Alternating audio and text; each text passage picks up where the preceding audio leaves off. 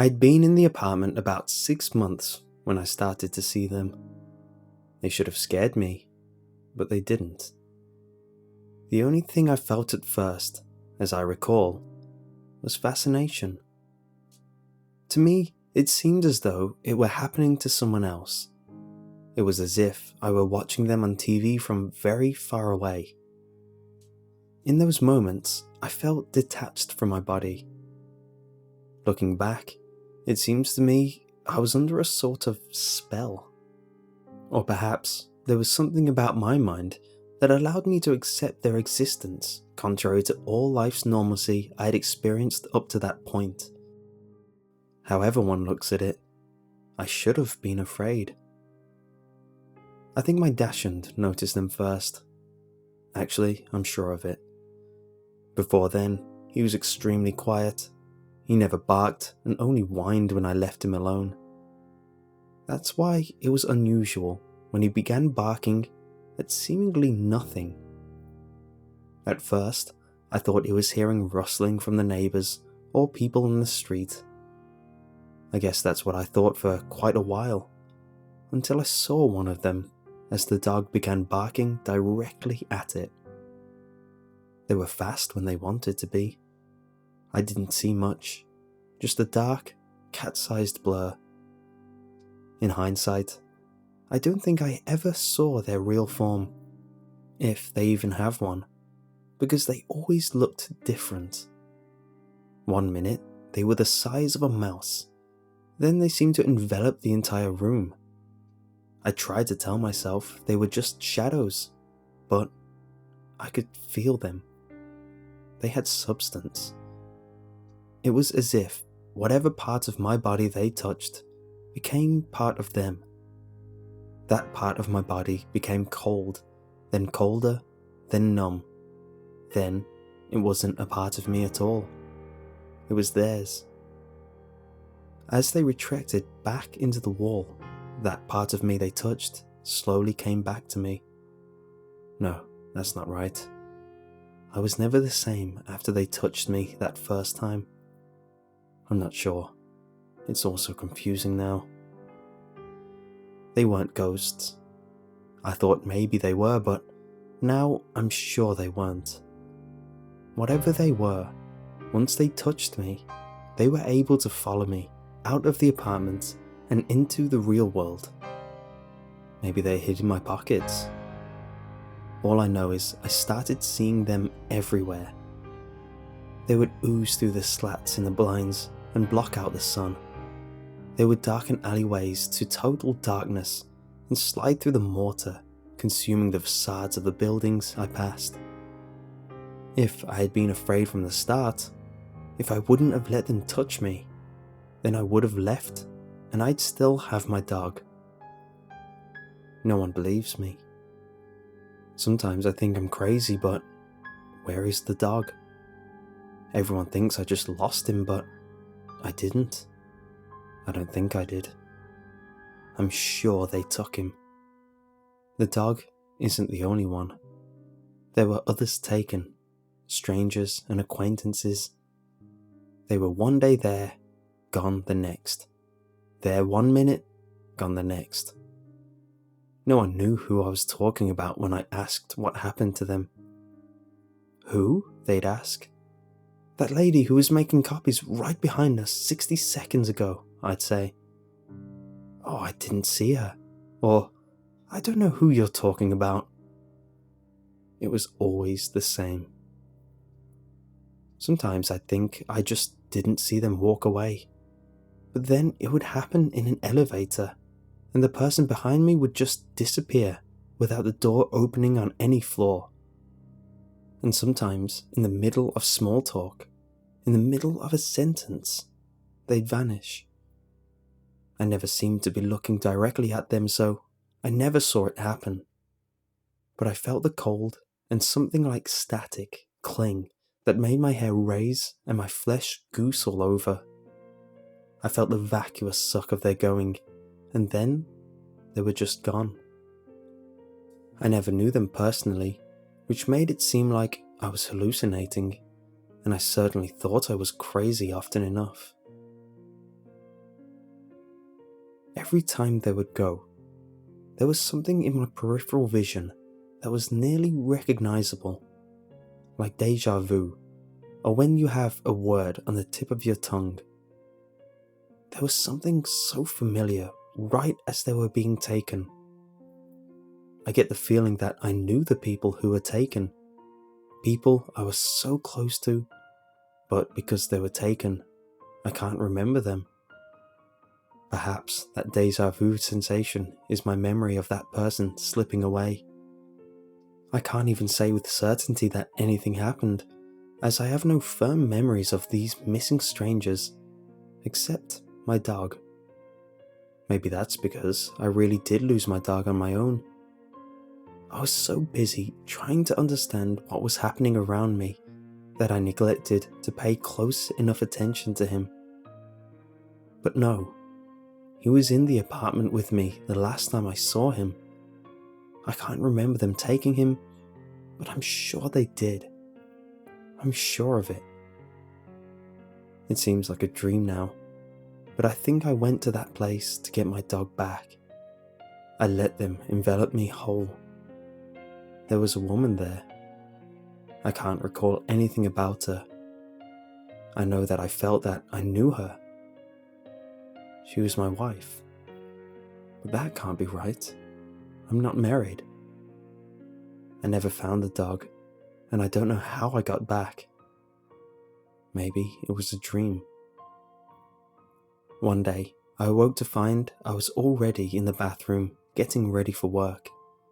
When I opened the bathroom door, there I was with a Q-tip jammed in my ear. I didn't seem to notice myself. I was confused but not scared. I should have been scared. Why wasn't I scared? I should have been scared out of my mind during this whole time in my life, but I wasn't. I was constantly trying to retrace my steps to recall how I got to each bizarre moment. I got dressed and followed myself out of the house and got into the back seat of the car and rode with me to work. I followed myself around all day, saying nothing, just observing. No one seemed to notice me, except the woman in the elevator. She didn't see me at first, but then she did a double take in my direction.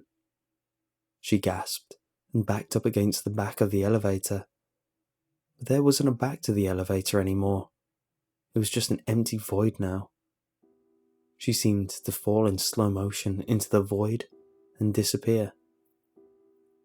I tried to reach for her, to save her, but in a second she was gone. She slipped, totally silently, into the darkness. The other me glanced over his shoulder and looked shocked to be staring at an empty elevator. I started to tell him that I tried to save her, but then I remembered that he couldn't see or hear me, so I mumbled and fell back against the void. I told myself that this was probably a dream anyway and not to worry. I followed myself home, watched myself eat dinner, watched myself watch TV, watched myself feed and walk the dog, and then I watched myself go to bed. I slept on the couch, and when I awoke the next day, I was in my bed. I was alone, and the dog was gone. Every remnant of him was gone. There was no food or water bowl. There was no dog hair, no dog toys, leash, or anything else one might associate with owning a dog. There were no pictures. It was as if I'd never owned him, or as if he had never been at all. What was I doing in the street? I was watching myself through the blinds from my bedroom window. It was definitely me, and I was walking my dog. I watched myself approach the building and disappear from view.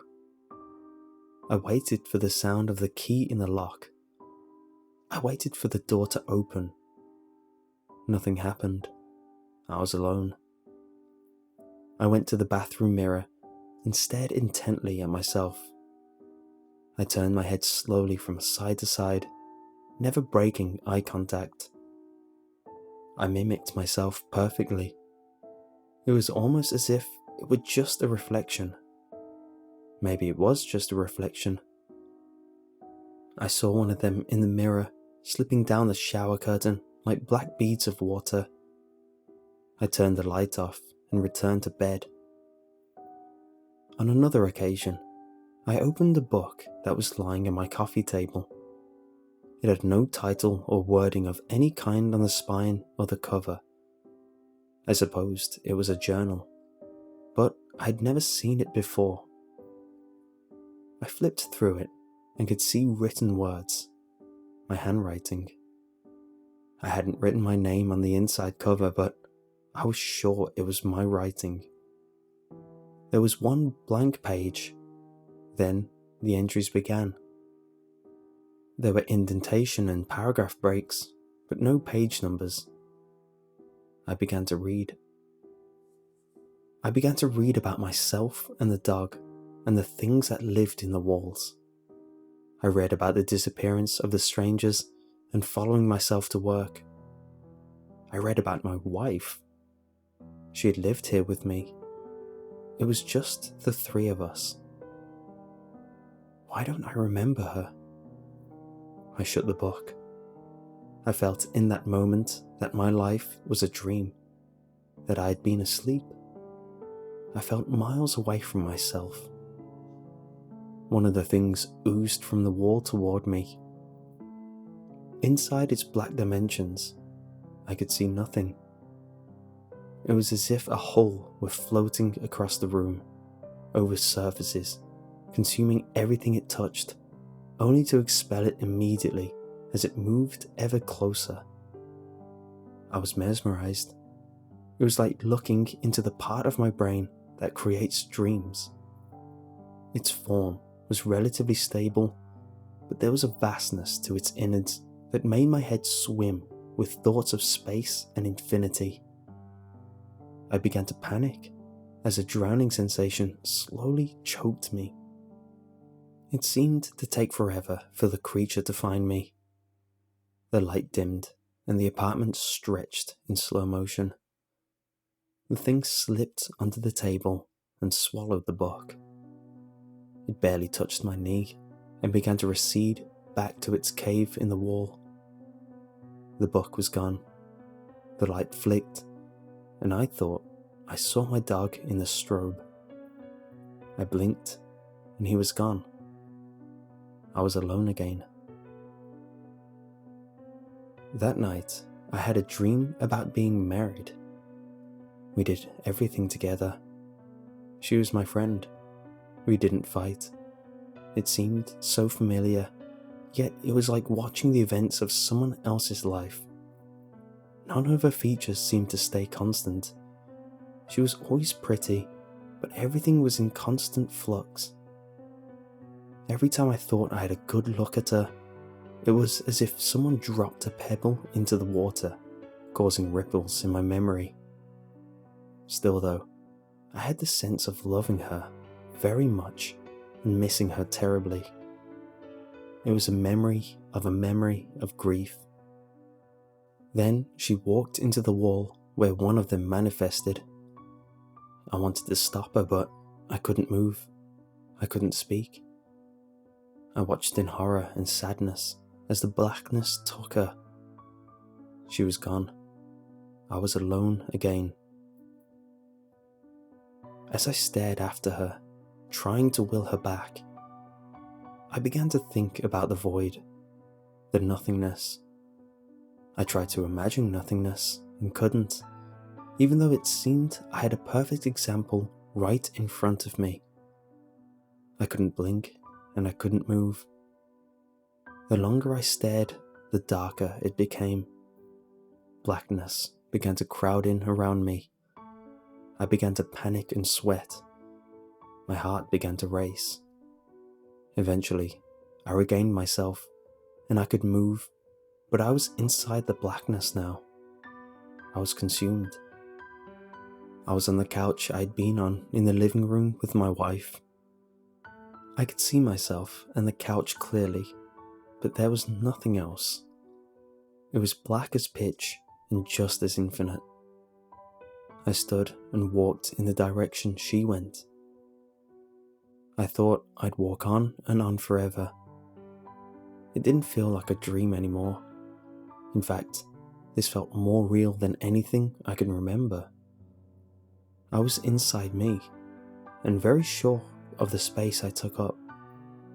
I felt blood flow through my veins, and my pulse beat in my wrist. It was a strange combination of elation and sadness. I had a sense of my own realness, my own being, but it hardly mattered now that I was lost to the world. I walked on. I came to a door. I saw it as a thin, vibrating rectangle in the distance, the way a mirage on a deserted highway on a moonless night might appear. The door was simple, white with 4 panels and a brass knob.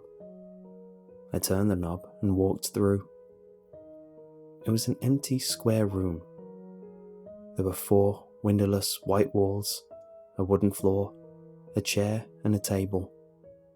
A single bulb hung over the table, illuminating the room well enough. On the table was a single volume. It was the book that disappeared from my coffee table. I opened it. It was empty. There was a pen. And I sat down and began to write.